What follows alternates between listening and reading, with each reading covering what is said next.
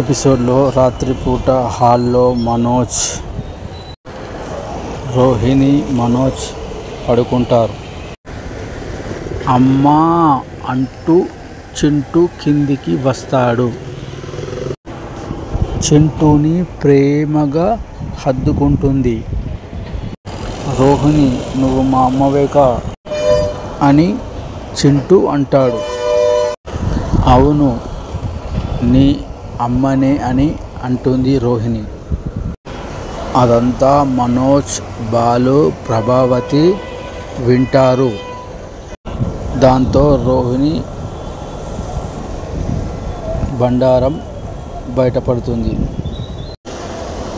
రోహిణి తల్లి సుంగుణను కూడా చింటూను ఇంటికి తీసుకొని వస్తారు. బాలు, మీనా అది చూసి ప్రభావతి అరుస్తుంది. ఇదేమైనా సత్రమా? వీళ్ళకే దిక్కులేదు, ఇంకో ఇద్దరిని తీసుకొచ్చారు అని ప్రభావతి అంటుంది. ఇలా కల్చర్లెస్గా బిహేవ్ చేస్తారేంటి?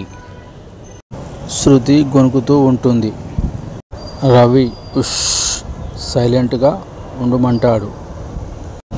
మీ పుట్టిల్లు ఉందిగా, అక్కడికి తీసుకొని వెళ్ళొచ్చుగా అని అంటుంది. అని మీనను ప్రభావతి అంటుంది. తీసుకెళ్తే మొహం మీదే మా అమ్మ ఇలా అనదు అని చురుకలు వేస్తుంది మీనా. అమ్మా ఉండనివ్వు, నేను వాళ్ళ ఇంటికి వెళ్ళినప్పుడు నన్ను బాగా చూసుకుంటారు. రోహిణి కనిపిస్తుందని బాగా ధైర్యం చెప్పారు. అలా మనోజ్ మంచోడిలా మాట్లాడతాడు. అది చూసి అంతా షాక్ అవుతారు. కావాలనుకుంటే వాళ్ళు మా రూమ్లో పడుకుంటారు అని రోహిణి అంటుంది. దాంతో మరింత అవాక్కైతారు అంతా. రోహిణి, నువ్వేనా ఈ మాట అనేది అని అంటుంది శృతి. మనోజ్ ఎవరితో ఇలా మాట్లాడలేదు, అందుకే రోహిణి అని అంటుంది. మనోజ్ గదిలో చింటూని పడుకోబెడతాడు బాలు. రోహిణి వెళ్ళి కొడుకుని చూసి బాధపడుతుంది.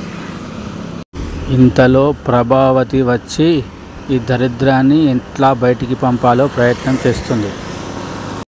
ఐడియా చెప్పమని, అంతా నీ చేతుల్లో ఉందని చెప్పి వెళ్ళిపోతుంది ప్రభావతి. కన్న కొడుకును బయటికి పంపించేందుకు రోహిణి ఐడియా అడుగుతుంది. ప్రభావతి రోహిణి ఆలోచనలో పడుతుంది. జరుగుతున్నదంతా చూసి బాధపడుతుంది. తన కొడుకు అలాంటి పరిస్థితి రావడానికి తనే కారణమని ఎక్కి ఏడుస్తుంది. ఇంతలో అక్కడికి మనోజ్ వచ్చి, ఏమైంది రోహిణి, ఎందుకు ఏడుస్తున్నావని అడుగుతాడు. ఇంత చిన్న బాబుకు ఎంత పెద్ద కష్టం వచ్చిందో అని చూస్తుంటే బాధేస్తుంది అని రోహిణి అంటుంది. నీది చాలా మంచి మనసు రోహిణి. ఎవరో పిల్లాడికి ఇంత అయ్యిందని తెలిస్తే ఇంత బాధపడుతున్నావు. నిన్ను చూస్తుంటే ముచ్చటేస్తుంది అని రోహిణిని పొగుడుతాడు మనోజ్. తర్వాత రాత్రి అంతా భోజనం చేస్తారు. అక్కడ కూడా రోహిణి తల్లి సుగుణాను ప్రభావతి ఏదో ఒకటి అంటూ ఉంటుంది. హాల్లో పడుకున్న మనోజ్, రోహిణి. సత్యం ఎంత వాదించినా ప్రభావతి ఏదో ఒకటి అంటూనే ఉంటుంది. తర్వాత హాల్లో ఎవరు పడుకోవడం, గదిలో ఎవరు పడుకోవడం అనే టాపిక్ వస్తుంది. తమ గదిలో పడుకోమని మనోజ్ రోహిణి సుగుణకు చెప్తుంది. మనోజ్, రోహిణి హాల్లో పడుకుంటారు. అర్ధరాత్రి చింటూ మెట్లు దిగుకుంటూ అమ్మా అనుకుంటూ వస్తాడు.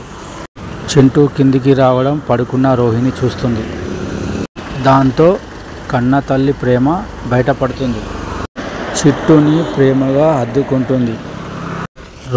రోహిణితో మాట్లాడిన చిట్టు, నువ్వు మా అమ్మవే కదా అని అడుగుతాడు. అప్పుడే మనోజ్ నిద్రలేస్తాడు. అవునురా, నేను మీ అమ్మనే అని రోహిణి ఏడుస్తూ చెప్తుంది. అది విన్న మనోజ్ ఒక్కసారిగా షాక్ అవుతాడు. ఏమన్నావు? వీడు నీ బాబుని కొడుకా అని మనోజ్ నిలదీస్తాడు. అది చూసి రోహిణి అవాకవుతుంది. బాలు వెనకాలే మనోజ్, బాలు, ప్రభావతి వెనకాలే ఉంటారు. వారిని చూసి మరింత ఉలిక్కి పడుతుంది రోహిణి. ఏంటి మీనా అని, ఏమన్నావు అని ప్రభావతి. వీడి కన్న తల్లి నువ్వా? ఎంత మోసం అని బాలు అంటాడు. ఏయ్ ఏంటిది, నిజం చెప్పు నిజం చెప్పు అని రోహిణిని మనోజ్ నిలదీస్తాడు. దాంతో రోహిణి షాక్ అయి ఉండిపోతుంది. అలా రోహిణి గతం బయటపడుతుంది.